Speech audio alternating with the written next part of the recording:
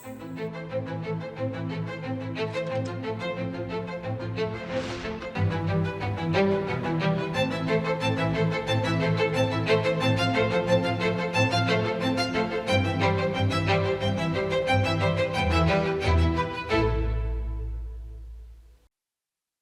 ప్రియమైన దేశ ప్రజలారా నమస్కారం. ఈ వర్షాకాలంలో ప్రకృతి వైపరీత్యాలు దేశానికి పరీక్ష పెడుతున్నాయి. గత కొన్ని వారాల్లో కొండ చర్యలు విరిగిపడటం వల్ల వరదల వల్ల కలిగే విపత్తులను చూసాం. ఇల్లు కూలాయి, పొలాలు మునిగిపోయాయి, కుటుంబాలే నాశనమయ్యాయి. కొన్ని చోట్ల ప్రవాహ వేగానికి వంతెనలు, రోడ్లు కొట్టుపోయి ప్రజల జీవితాలు సంక్షోభంలో చిక్కుకున్నాయి. ఈ సంఘటనలు భారతీయులను బాధించాయి. తమ వారిని కోల్పోయిన కుటుంబాల బాధ మనందరి బాధ. సంక్షోభ ఏర్పడిన చోట అక్కడి ప్రజలను కాపాడటానికి మన ఎన్డీఆర్ఎఫ్, ఎస్డీఆర్ఎఫ్ జవాన్లు, ఇతర భద్రతా దళాలు రాత్రింబవళ్లు పనిచేశారు. జవాన్లు టెక్నాలజీ సహాయం కూడా తీసుకున్నారు. థర్మల్ కెమెరాలు, లైవ్ డిటెక్టర్లు, స్నిఫర్ డాగ్స్, డ్రోన్ సర్వేలెన్స్ ఇటువంటి అనేక ఆధునిక వనరుల సహాయంతో సహాయక చర్యలను వేగవంతం చేయడానికి పూర్తి ప్రయత్నాలు చేశారు. హెలికాప్టర్ ద్వారా సహాయక సామగ్రిని అందించారు. గాయపడిన వారిని ఎయిర్లిఫ్ట్ చేశారు. విపత్తు సమయంలో సైన్యం సహాయకారిగా ముందుకు వచ్చింది. స్థానిక ప్రజలు, సామాజిక కార్యకర్తలు, గవర్నమెంట్, డాక్టర్లు అందరూ ఈ సంక్షోభ సమయంలో సాధ్యమైన ప్రయత్నాలన్నీ చేశారు. ఈ కష్ట సమయంలో మానవత్వాన్ని అన్నింటికంటే ఉన్నతంగా నిలిపిన పౌరులకు నేను హృదయపూర్వకంగా ధన్యవాదాలు తెలుపుతున్నాను. నా ప్రియమైన దేశ ప్రజలారా, ఈ వరదలు, వర్ష విధ్వంసాల మధ్య జమ్మూ కాశ్మీర్ రెండు ప్రత్యేకమైన విజయాలను కూడా సాధించింది. వీటిపై ఎక్కువ మంది దృష్టి పెట్టలేదు. కానీ ఆ విజయాల గురించి మీరు తెలుసుకున్నప్పుడు మీరు చాలా సంతోషిస్తారు. జమ్మూ కాశ్మీర్లోని పుల్వామాలోని ఒక స్టేడియంలో ప్రజలు రికార్డు సంఖ్యలో గుమిగూడారు. పుల్వామాలో మొదటి day and night cricket match జరిగింది. గతంలో ఇది అసాధ్యం. కానీ ఇప్పుడు నా దేశం మారుతోంది. ఈ మ్యాచ్ రాయల్ ప్రీమియర్ లీగ్లో భాగం. ఇందులో జమ్మూ కాశ్మీర్కు చెందిన వివిధ జట్లు ఆడుతున్నాయి. ఇంతమంది ప్రజలు, ముఖ్యంగా యువత, పుల్వామాలో రాత్రిపూట వేల సంఖ్యలో క్రికెట్ చూసి ఆనందించారు. నిజంగా చూడదగ్గ దృశ్యం. మిత్రులారా, దృష్టిని ఆకర్షించిన రెండవ కార్యక్రమం దేశంలో జరిగిన మొదటి Khelo India water sports festival కూడా శ్రీనగర్లోని దాల్ సరస్సుపైనే జరిగింది. నిజంగా ఇలాంటి ఉత్సవాన్ని నిర్వహించడానికి ఇది ఎంత ప్రత్యేకమైన ప్రదేశమో కదా. జమ్మూ కాశ్మీర్లో వాటర్ స్పోర్ట్స్కి మరింత ప్రాచుర్యం కలిగించడమే దీని ఉద్దేశం. ఇందులో దేశం నలుమూలల నుండి 800 కంటే ఎక్కువ మంది అథ్లెట్లు పాల్గొన్నారు. మహిళా అథ్లెట్లు కూడా వెనుకబడలేదు. వారి భాగస్వామ్యం కూడా దాదాపు పురుషులతో సమానంగా ఉంది. ఇందులో పాల్గొన్న క్రీడాకారులందరికీ నేను అభినందనలు తెలియజేయాలనుకుంటున్నాను. అత్యధిక మెడల్స్ గెలుచుకున్న మధ్యప్రదేశ్కు ప్రత్యేక అభినందనలు. హర్యానా, ఒడిశా ఆ తర్వాతి స్థానాల్లో నిలిచాయి. జమ్మూ కాశ్మీర్ ప్రభుత్వాన్ని, అక్కడి ప్రజల ఆత్మీయతను, ఆతిథ్యాన్ని నేను చాలా ప్రశంసిస్తున్నాను. మిత్రులారా, ఈ కార్యక్రమానికి సంబంధించిన అనుభవాన్ని మీతో పంచుకోవడానికి ఇందులో పాల్గొన్న 2 క్రీడాకారులతో మాట్లాడాలని అనుకున్నాను. వారిలో ఒడిశాకు చెందిన రష్మితా సాహు ఒకరు, ఇంకా శ్రీనగర్కు చెందిన మొహసిన్ అలీ మరొకరు. వారు ఏమి చెబుతారో విందాం. రష్మితా గారు, నమస్తే. నమస్తే సార్. జై జగన్నాథ్. జై జగన్నాథ్ సార్. రష్మితా గారు, అన్నింటికంటే ముందు క్రీడా ప్రపంచంలో మీరు సాధించిన విజయానికి మీకు చాలా అభినందనలు. Thank you sir. రష్మిత, మా శ్రోతలు మీ గురించి మరియు మీ క్రీడా ప్రయాణం గురించి తెలుసుకోవడానికి చాలా ఆసక్తిగా ఉన్నారు. నేను కూడా చాలా ఆసక్తిగా ఉన్నాను. చెప్పండి. సార్ నా పేరు రష్మిత సాహు. మాది ఒడిశా. నేను కేనోయింగ్ అంటే పడవ పందెం ప్లేయర్ని. నేను 2017 నుండి స్పోర్ట్స్లో జాయినింగ్ ప్రారంభించాను మరియు నేను నేషనల్ లెవెల్లో నేషనల్ ఛాంపియన్షిప్లోను గేమ్స్లోనూ పాల్గొన్నాను. సార్ నాకు 41 మెడల్స్ వచ్చాయి. 13 గోల్డ్, 14 సిల్వర్ మరియు 14 బ్రాంజ్ మెడల్స్ సార్. ఈ ఆటపై ఆసక్తి ఎలా కలిగింది? అందరికంటే ముందు మిమ్మల్ని దీనివైపు ఎవరు ప్రేరేపించారు? మీ కుటుంబంలో క్రీడా వాతావరణం ఉందా? నేను ఏ ఊరి నుంచైతే వచ్చానో అక్కడ ఆటలకు సంబంధించి ఏమీ ఉండేది కాదు. అయితే ఇక్కడ నదిలో బోటింగ్ జరుగుతుండేది. నేను అలా స్విమ్మింగ్ కోసం వెళ్ళాను. అలా నేను నా స్నేహితులు స్విమ్మింగ్ చేస్తుండగా ఒక కెనోయింగ్ కయాకింగ్ పడవ ఒకటి వెళ్ళింది. దాని గురించి నాకు ఏమీ తెలియదు. అప్పుడు నేను నా ఫ్రెండ్ని ఇదేంటి అడిగాను.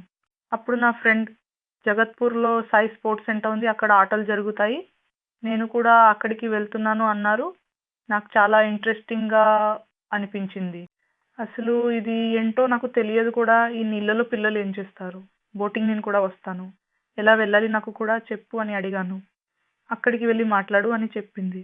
తర్వాత నేను వెంటనే ఇంటికి వెళ్ళి నాన్న నేను వెళ్ళాలి అన్నాను. అప్పుడు నాన్న సైన్ తీసుకువెళ్ళారు. అప్పుడు కోచ్ ఆ టైంలో ట్రయల్ అయితే లేదు, ట్రయల్ ఫిబ్రవరిలో ఉంటుందని చెప్పారు. ఫిబ్రవరిలోను మార్చిలోను మీరు ఆ ట్రయల్ టైంలో రండి అన్నారు. తర్వాత నేను ట్రయల్ టైంలో వచ్చాను. మంచిది. రష్మిత, కాశ్మీర్లో జరిగిన ఖేలో ఇండియా వాటర్ స్పోర్ట్స్ ఫెస్టివల్లో మీ అనుభవం ఎలా ఉంది? మొదటిసారి కాశ్మీర్ వెళ్ళారా? అవును సార్, నేను మొదటిసారి కాశ్మీర్ వెళ్ళాను. మా కోసం అక్కడ ఖేలో ఇండియా వాళ్ళు మొదటిసారి Khelo India water sports festival నిర్వహించారు. అందులో నావి 2 ఈవెంట్లు, సింగిల్స్ 200 మీటర్లు, 500 మీటర్ డబుల్స్. నేను రెండింటిలోనూ గోల్డ్ మెడల్ సాధించాను సార్. వావ్, రెండింటిలోనూ గెలిచారా? Yes sir. చాలా చాలా అభినందనలు. Thank you sir. బాగుంది. రష్మిత, వాటర్ స్పోర్ట్స్ కాకుండా మీ హాబీస్ ఏమిటి? సార్ వాటర్ స్పోర్ట్స్ కాకుండా సార్ నాకు స్పోర్ట్స్లో రన్నింగ్ చాలా ఇష్టం. నేను సెలవులకు వెళ్ళినప్పుడు నేను రన్నింగ్కి వెళ్తాను. నా పాత ఫీల్డ్ ఉంది కదా, అక్కడ నేను ముందు కొంచెం ఫుట్బాల్ ఆడటం నేర్చుకున్నాను. అందుకే అక్కడికి ఎప్పుడు వెళ్ళినా చాలా రన్నింగ్ చేస్తాను. నేను ఫుట్బాల్ కూడా ఆడతాను సార్ కొద్దిగా. అంటే క్రీడలు మీ రక్తంలోనే ఉన్నాయా? అవును సార్, నేను స్కూల్లో ఉన్నప్పుడు ఫస్ట్ క్లాస్ నుండి 10th క్లాస్ వరకు నేను దేనిలో పార్టిసిపేట్ చేసినా అన్నింటిలో ఫస్ట్ వచ్చేదాన్ని, ఛాంపియన్ అయ్యేదాన్ని సార్. రష్మిత, మీలాగా క్రీడల్లో ముందుకు వెళ్ళాలనుకునే వారికి మీరు ఏదైనా సందేశం ఇవ్వాలంటే ఏమి ఇస్తారు? మంది పిల్లలను ఇంటి నుండి బయటకు వెళ్ళడానికి కూడా అనుమతించరు. ఇంకా అమ్మాయి అయితే బయటకి ఎలా వెళ్తావు అని. ఇంకా కొంతమంది డబ్బు సమస్యల వల్ల ఆటలు వదిలేస్తున్నారు. ఇంకా ఈ ఖేలో ఇండియా స్కీమ్ వల్ల ఎందరో పిల్లకు డబ్బు సహాయం కూడా దొరుకుతుంది. ఇంకా చాలా మంది పిల్లలకు చాలా సహాయం దొరుకుతుంది. దానిలో పిల్లలు ముందుకు వెళ్ళగలుగుతున్నారు. ఇంకా నేను అందరికీ చెప్తాను, ఆటని వదిలేయొద్దు. ఆటతో చాలా ముందుకు వెళ్ళొచ్చు. ఆట అంటే ఆటే, కానీ దానివల్ల శరీరంలోని ప్రతి అవయవం ఆరోగ్యంగా ఉంటుంది. ఇంకా ఆటను ముందుకి తీసుకువెళ్ళి మెడల్ ఇప్పించడం నా కర్తవ్యం సార్. సరే రష్మిత గారు, నాకు చాలా సంతోషంగా అనిపించింది. మీకు మరోసారి చాలా అభినందనలు. ఇంకా మీ నాన్నగారికి కూడా నా తరపున నమస్కారం చెప్పండి. ఎందుకంటే ఆయన ఇన్ని కష్టాల మధ్య కూడా తన కూతురు ముందుకు వెళ్ళడానికి ఇంత ప్రోత్సాహం ఇచ్చారు. మీకు హృదయపూర్వక శుభాకాంక్షలు. ధన్యవాదాలు. Thank you sir. జై జగన్నాథ్. జై జగన్నాథ్ సార్. మోహసిన్ అలీ, నమస్తే. నమస్తే సార్. మోహసిన్ గారు, మీకు చాలా చాలా అభినందనలు. ఇంకా మీ ఉజ్వల్ భవిష్యత్తు కోసం చాలా చాలా శుభాకాంక్షలు. Thank you sir. మోహసిన్, మీరు మొదటి ఖేలో ఇండియా వాటర్ స్పోర్ట్స్ ఫెస్టివల్లో అందులోనూ మొట్టమొదటి గోల్డ్ మెడల్ గెలిచిన వారు మీకు ఎలా అనిపించింది? సార్, నేను చాలా సంతోషంగా ఉన్నాను. నేను ఖేలో ఇండియాలో గోల్డ్ మెడల్ గెలిచాను. ఇది ఇక్కడ కాశ్మీర్లో మొదటిసారి జరిగింది. జనాలు ఏమంటున్నారు? చాలా మాట్లాడుకుంటున్నారు సార్. ఫ్యామిలీ అంతా సంతోషంగా ఉంది. మీ స్కూల్ వాళ్ళు కూడా అందరూ సంతోషంగా ఉన్నారు. కాశ్మీర్లో అందరూ నన్ను గోల్డ్ మెడలిస్ట్ అంటున్నారు. అయితే మీరు ఇప్పుడు పెద్ద సెలబ్రిటీ అయిపోయారు. అవును సార్. మంచిది. వాటర్ స్పోర్ట్స్ మీద ఆసక్తి ఎలా కలిగింది? దానివల్ల మీకు ఎలాంటి ప్రయోజనాలు కనిపిస్తున్నాయి? చిన్నప్పుడు నేను దాల్ లేక్లో బోట్ వెళ్తుండగా చూశాను. నాన్నగారు అడిగారు, నువ్వు చేస్తావా అని. నాకు కూడా ఇష్టమే. నేను కూడా ఆ తర్వాత అక్కడి సెంటర్లో మేడం దగ్గరికి వెళ్ళాను. తర్వాత మేడం నాకు నేర్పించారు, బిల్క్విస్ట్ మేడం. దేశం నలుమూల నుండి ప్రజలు వచ్చారు. మొదటిసారి వాటర్ స్పోర్ట్స్ కార్యక్రమం జరిగింది. మొహసిన్ అది కూడా శ్రీనగర్లో జరిగింది. అది కూడా దాల్ లేక్లో జరిగింది. ఇంతమంది దేశ ప్రజలు వస్తే అక్కడి ప్రజలకు ఎలా అనిపించింది? చాలా సంతోషంగా ఉంది సార్. అందరూ మంచి ప్రదేశం, అంతా బాగుంది. ఇక్కడ ఫెసిలిటీలు బాగున్నాయి. ఇక్కడ ఖేలో ఇండియాలో అంతా బాగుంది అంటున్నారు. మరి మీరు క్రీడల కోసం కాశ్మీర్ బయట ఎక్కడికైనా వెళ్ళారా? వెళ్ళాను సార్. నేను భోపాల్ వెళ్ళాను, గోవా వెళ్ళాను, కేరళ వెళ్ళాను, హిమాచల్ వెళ్ళాను. అయితే మీరు మొత్తం హిందుస్థాన్ చూసేశారన్నమాట. అవును సార్. అయితే అంతమంది క్రీడాకారులు అక్కడికి వచ్చారా? అవును సార్. మరి కొత్త ఫ్రెండ్స్ అయ్యారా లేదా? సార్ చాలా మంది కలిసి తిరిగాము కూడా. మేము ఇక్కడ దాల్ లేక్లో, లాల్ చౌక్లో అన్ని ప్రదేశాల్లో తిరిగాము సార్. పహల్గాం కూడా వెళ్ళాము. అవును సార్, అన్నీ తిరిగాము. చూడండి, జమ్మూ కాశ్మీర్లో చక్కని స్పోర్ట్స్ టాలెంట్ ఉంది. నేను చూశాను. Yes sir. మన జమ్మూ కాశ్మీర్ యువకులలో దేశం పేరు ప్రకాశింపజేసేంత సామర్థ్యం ఉంది. మీరు సాధించి చూపించారు. సార్, నా ఒలింపిక్స్లో మెడల్ గెలవడం డ్రీమ్. అదే నా డ్రీమ్. వావ్, శబాష్. అదే డ్రీమ్ సార్. చూడండి, మీ నుండి వినగానే నాకు ఒళ్ళు పులకరించింది. సార్, అదే నా డ్రీమ్. ఒలింపిక్స్లో మెడల్ గెలవడం, దేశం కోసం నేషనల్ యాంథెమ్ వినిపించడం, బస్ అదే నా డ్రీమ్. నా దేశంలోని ఒక కార్మిక కుటుంబానికి చెందిన కొడుకు ఇంత పెద్ద కలలు కంటున్నాడు అంటే ఈ దేశం చాలా ముందుకు వెళ్ళబోతోంది. సార్, చాలా ముందుకు వెళ్తాం. ఇక్కడ మొదటిసారి ఖేలో ఇండియా నిర్వహించినందుకు భారత ప్రభుత్వానికి మేము చాలా కృతజ్ఞులం. అందుకేగా నీ స్కూల్లో కూడా నీకు జయ జయధ్వానాలు పలుకుతున్నారు. సరే, మొహసిన్, మీతో మాట్లాడి నాకు చాలా ఆనందంగా ఉంది. అలాగే నా తరపున మీ నాన్నగారికి ప్రత్యేకంగా నా ధన్యవాదాలు తెలియజేయండి.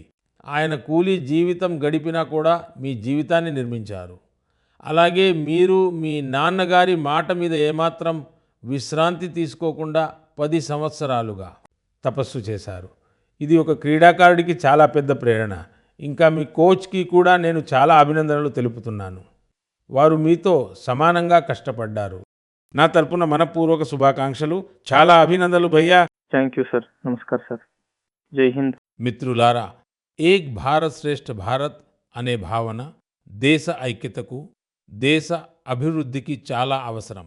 మరియు నిశ్చయంగా క్రీడలు ఇందులో పెద్ద పాత్ర పోషిస్తాయి. అందుకే నేను అంటాను, ఎవరైతే ఆడతారో వారే వికసిస్తారు. మన దేశం కూడా ఎన్ని టోర్నమెంట్లు ఆడితే అంతగా వికసిస్తుంది. మీ ఇద్దరు క్రీడాకారులకు మరియు మీ సహచరులకు నా శుభాకాంక్షలు.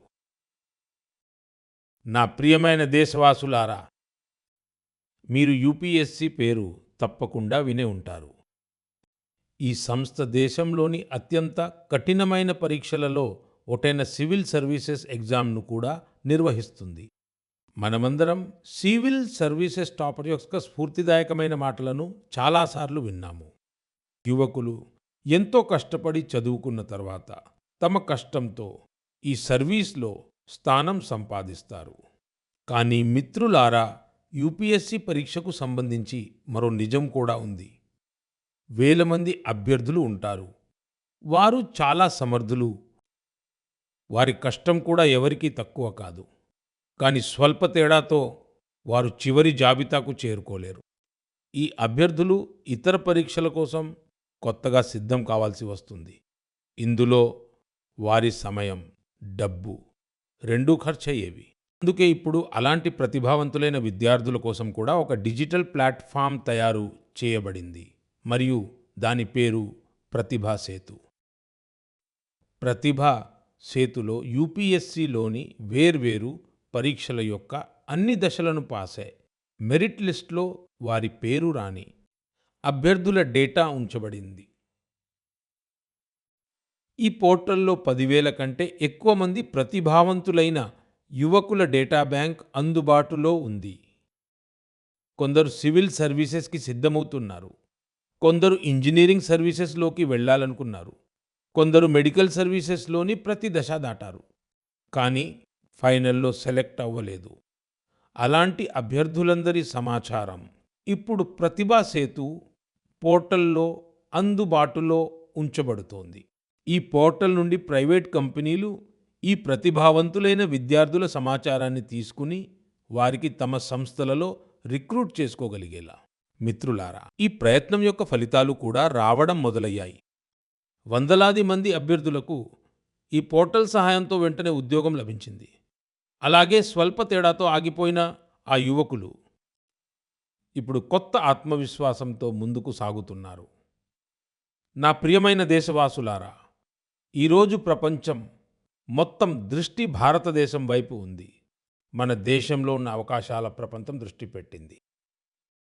దీనికి సంబంధించిన ఒక సంతోషకరమైన అనుభవాన్ని నేను మీతో పంచుకోవాలనుకుంటున్నాను. ఈ రోజుల్లో పాడ్కాస్ట్కి చాలా ఆదరణ ఉందని మీకు తెలుసు. వివిధ విషయాలకు సంబంధించిన పాడ్కాస్ట్లను రకరకాల ప్రజలు చూస్తారు మరియు వింటారు. గడిచిన రోజుల్లో నేను కూడా కొన్ని పాడ్కాస్ట్లలో పాల్గొన్నాను.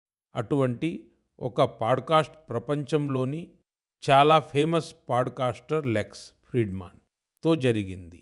చాలా విషయాలు చర్చించబడ్డాయి. ఆ ప్రపంచవ్యాప్తంగా ఉన్న ప్రజని విన్నారు కూడా. అలాగే ఆ పాడ్కాస్ట్లో మాట్లాడుతున్నప్పుడు మాటల మధ్య నేను సాధారణంగా ఒక విషయాన్ని ప్రస్తావించాను. జర్మనీకి చెందిన ఒక ఆటగాడు ఆ పాడ్కాస్ట్ విన్నాడు. నేను అందులో చెప్పిన ఒక విషయంపై అతని దృష్టి పడింది. ఆయన టాపిక్తో ఎంత కనెక్ట్ అయ్యారంటే, మొదట ఆయన ఆ టాపిక్ మీద రీసెర్చ్ చేశారు. ఆ తర్వాత జర్మనీలోని భారత రాయబార కార్యాలయం నుండి సంప్రదించి ఆ విషయం గురించి భారతదేశంతో కనెక్ట్ అవ్వాలనుకుంటున్నట్లు లేఖ రాసి చెప్పారు. మీరు ఆలోచిస్తూ ఉండవచ్చు, మోదీ గారు జర్మనీకి చెందిన ఒక క్రీడాకారుడిని ప్రేరేపించే విషయం ఏం చెప్పారు? అది ఏ విషయమై ఉంటుంది? నేను మీకు గుర్తు చేస్తాను. నేను ఆ పాడ్కాస్ట్లో మాటల మధ్యలో మధ్యప్రదేశ్లోని షాడోల్లో ఫుట్బాల్ క్రేజ్తో ముడిపడి ఉన్న ఒక గ్రామాన్ని వర్ణించాను. నిజానికి 2 సంవత్సరాల క్రితం నేను షాడోల్కు వెళ్ళాను. అక్కడ ఫుట్బాల్ ప్లేయర్స్ను కలిశాను. ఆ పాడ్కాస్ట్ సమయంలో ఒక ప్రశ్నకు సమాధానంగా నేను షాడోల్ ఫుట్బాల్ క్రీడాకారులను కూడా ప్రస్తావించాను. ఇదే విషయాన్ని జర్మనీ ఫుట్బాల్ క్రీడాకారుడు, కోచ్ అయిన డైట్మార్ బీర్స్డార్ఫర్ కూడా విన్నారు. షాడోల్ యువ ఫుట్బాల్ క్రీడాకారుల లైఫ్ జర్నీ ఆయనను చాలా ప్రభావితం చేసి ప్రేరేపించింది.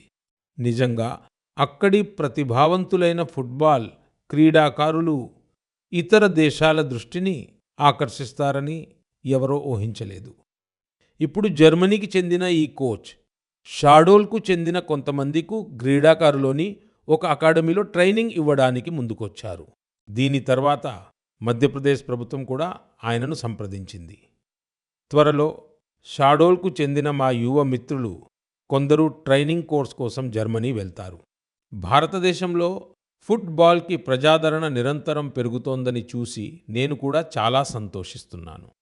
సమయం దొరికిన ఫుట్బాల్ అభిమానులు తప్పకుండా షాడోల్ను సందర్శించి అక్కడ జరుగుతున్న స్పోర్టింగ్ రెవల్యూషన్ని చూడాలని నేను కోరుతున్నాను.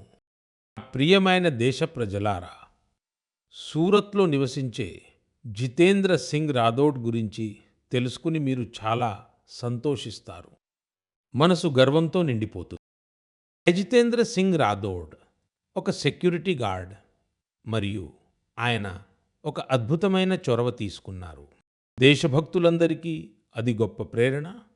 గత కొన్ని సంవత్సరాలుగా ఆయన భారతమాత రక్షణలో తమ ప్రాణాలను అర్పించిన సైనికులందరి సమాచారాన్ని సేకరిస్తున్నారు.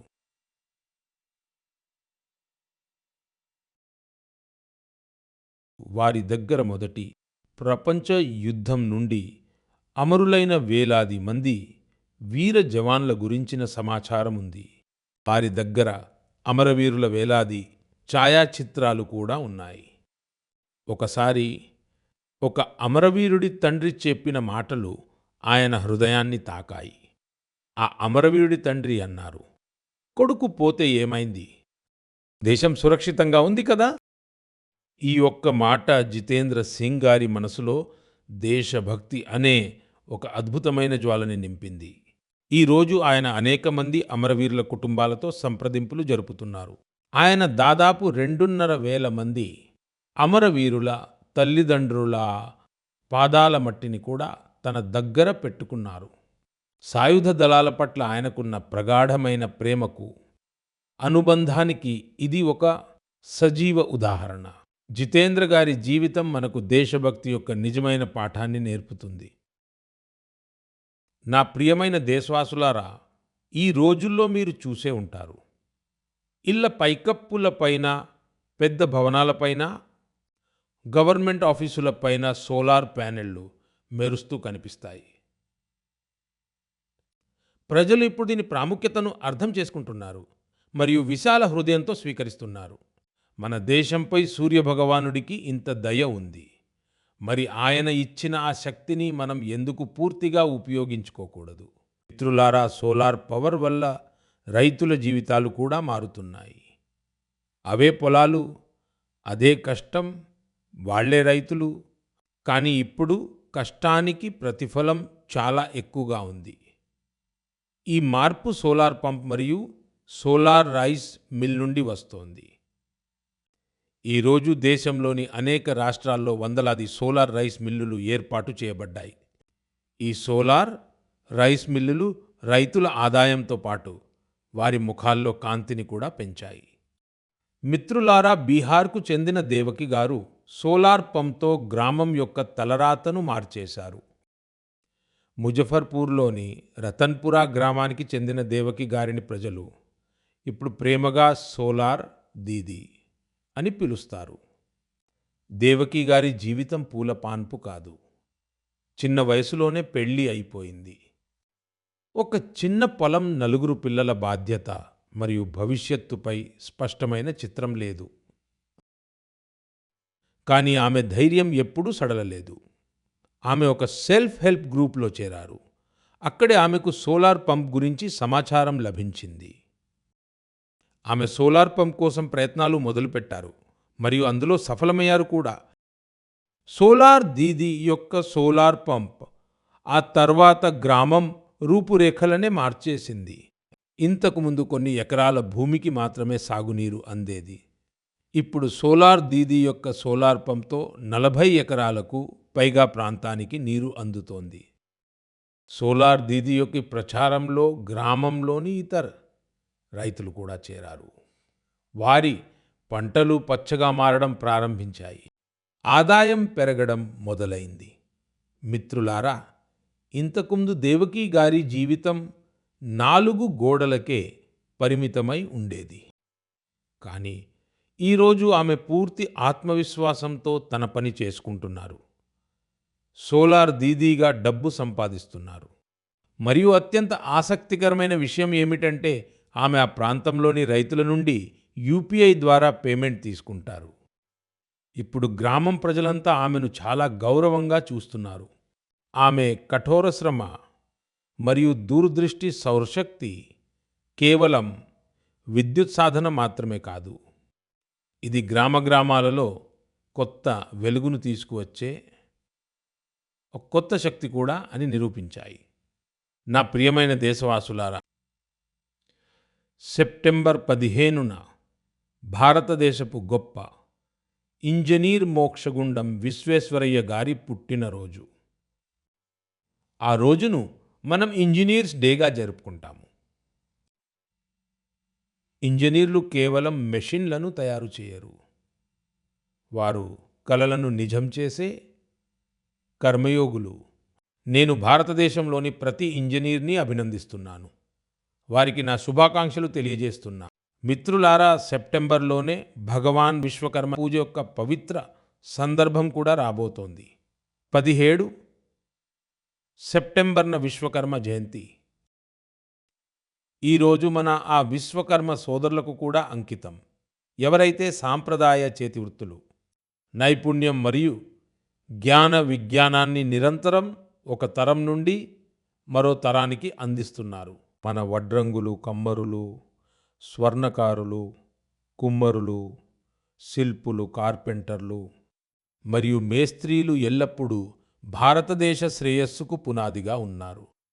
మన ఈ విశ్వకర్మ సోదరులకు సహాయం చేయడానికే ప్రభుత్వం విశ్వకర్మ యోజనను కూడా ప్రారంభించింది. మిత్రులారా, ఇప్పుడు నేను మీకు ఒక ఆడియో రికార్డింగ్ వినిపించాలనుకుంటున్నాను. तो ये जो मानपत्र में आपने लिखा है, ये स्टेटों के बारे में मैंने जो कुछ किया या हैदराबाद के बारे में हमारी गवर्नमेंट ने जो कुछ किया, ठीक है किया, लेकिन आप जानते हैं कि ये हैदराबाद का किस्सा इस तरह से हमने किया, उसमें कितनी मुसीबत हुई। सब स्टेटों के साथ, सब प्रिंसेस के साथ हमने वायदा दिया था कि भाई कोई प्रिंस का, कोई राजा का हम अलग फैसला नहीं करेंगे, सबका एक हिसाब, जैसे सबका होता है ऐसा उनका भी। लेकिन उनके लिए हमने वहां तक अलग समझौता किया। హైదరాబాద్ సంఘటనల పట్ల ఆయన స్వరంలో ఉన్న బాధను మీరు అనుభూతి చెందవచ్చు. వచ్చే నెల సెప్టెంబర్లో మనం హైదరాబాద్ విమోచన దినోత్సవాన్ని కూడా జరుపుకోబోతున్నాం. ఆపరేషన్ పోలోలో పాల్గొన్న వీరులందరి ధైర్యాన్ని మనం స్మరించుకునే నెల ఇదే. 1947 ఆగస్టు నెలలో భారతదేశానికి స్వాతంత్ర్యం వచ్చినప్పుడు హైదరాబాద్ చాలా భిన్న పరిస్థితిలో ఉందని మీ అందరికీ తెలుసు. నిజాం వారు, రజాకార్ల దురాగతాలు రోజురోజుకు పెరిగిపోతున్నాయి. వర్ణ పతాకాన్ని ఎగురవేసినా లేదా వందే మాతరం అని పలికినా మరణశిక్ష విధించేవారు. మహిళలు మరియు పేదలపై అత్యాచారాలు జరిగేవి. ఆ సమయంలో బాబాసాహెబ్ అంబేద్కర్ కూడా ఈ సమస్య చాలా పెద్దదిగా మారుతోందని హెచ్చరించారు. చివరకు సర్దార్ పటేల్ ఈ విషయాన్ని తన చేతుల్లోకి తీసుకున్నారు.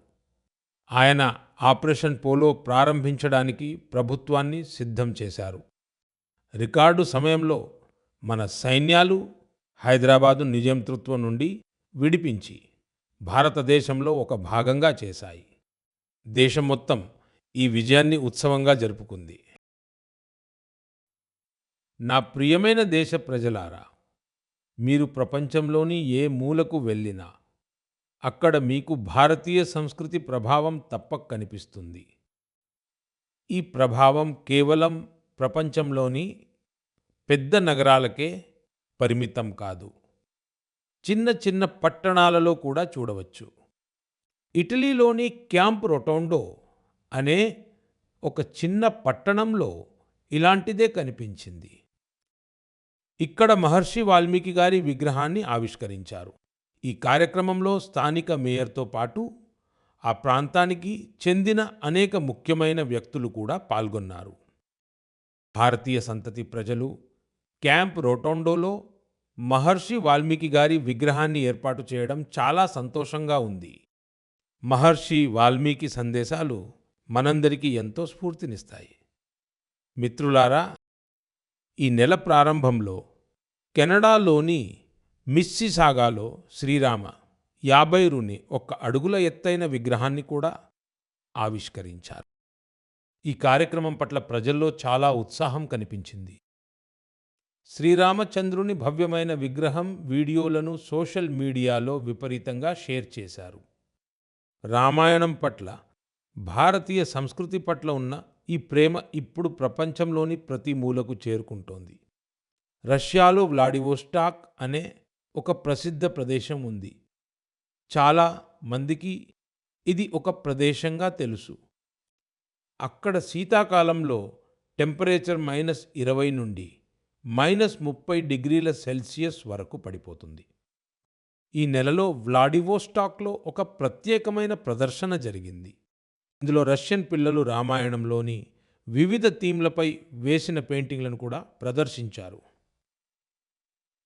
ఇక్కడ ఒక కాంపిటీషన్ కూడా నిర్వహించారు. ప్రపంచంలోని వివిధ ప్రాంతాలలో భారతీయ సంస్కృతి పట్ల పెరుగుతున్న అవగాహనను చూసి నిజంగా చాలా ఆనందంగా ఉంది. నా ప్రియమైన దేశవాసులారా, మన్ కీ బాత్లో ఈసారికి ఇంతే. ఈ సమయంలో దేశవ్యాప్తంగా గణేష్ సంబరాలు అంబరాన్నంటాయి. రాబోయే రోజుల్లో చాలా పండుగల సందడి ఉంటుంది. ఈ పండుగలలో మీరు స్వదేశీ అనే విషయాన్ని మర్చిపోకూడదు. భారతదేశంలో తయారైన బహుమతులు, భారతదేశంలో నేసిన దుస్తులు, భారతదేశంలో తయారైన వస్తువులతో అలంకరణ, భారతదేశంలో తయారైన అలంకార దీపాల వెలుగులు, ఇంకా ఇలాంటివి ఎన్నో. జీవితంలోని ప్రతి సందర్భంలోనూ అన్ని స్వదేశీవే ఉపయోగించాలి. ఇది స్వదేశీ వస్తువు. గర్వంగా చెప్పండి, ఇది స్వదేశీ వస్తువు, ఇది స్వదేశీ వస్తువు అని. ఒకే ఒక మంత్రం వోకల్ ఫర్ లోకల్, ఒకే ఒక మార్గం ఆత్మనిర్భర్ భారత్ అనే ఈ భావనతో మనం ముందుకు సాగాలి. ఒకే ఒక లక్ష్యం వికసిత్ భారత్. మిత్రులారా, ఈ సంతోషాల మధ్య మీరందరూ శుభ్రతపై దృష్టి పెట్టండి. ఎందుకంటే ఎక్కడ పరిశుభ్రత ఉంటుందో అక్కడ పండుగల ఆనందం కూడా మరింత పెరుగుతుంది. మిత్రులారా, మన్ కీ బాత్ కోసం నాకు ఇలాగే పెద్ద సంఖ్యలో మీ సందేశాలు పంపుతూ ఉండండి. మీ ప్రతి సూచన ఈ కార్యక్రమానికి చాలా ముఖ్యం. మీ అభిప్రాయాలను నాకు తప్పకుండా చేరవేస్తూ ఉండండి. వచ్చేసారి మనం కలిసినప్పుడు మరిన్ని కొత్త విషయాలపై చర్చ జరుగుతుంది. చాలా చాలా ధన్యవాదాలు. నమస్కారం.